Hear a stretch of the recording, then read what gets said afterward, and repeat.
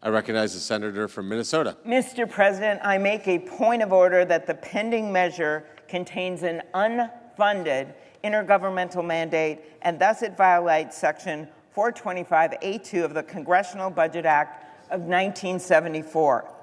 In nutrition assistance alone, this bill shifts tens of billions of dollars onto the states, creating chaos for state budgets and hardship for families.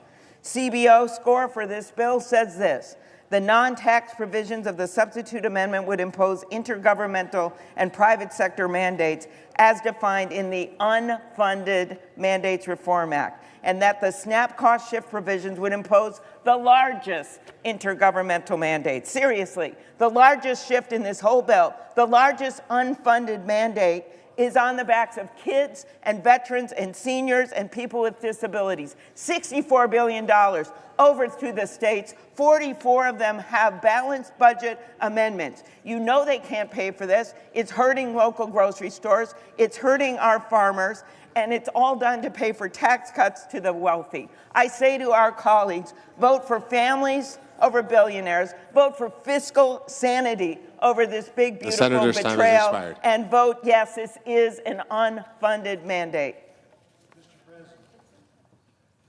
I recognize the senator from Arkansas. I rise to waive the point of order raised by my colleague from Minnesota. I urge my colleagues to vote to waive the point of order.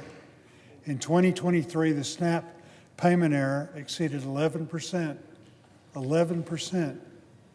amounting to more than $10 billion in misspent taxpayer dollars. This underscores the need for stronger state accountability in administering this program.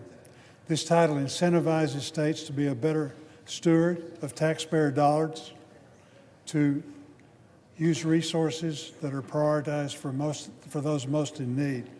If a state's payment error is below 6%, that state is exempt from any share of the cost of SNAP benefits. This is a reasonable approach that will help preserve the integrity and long-term sustainability of the program.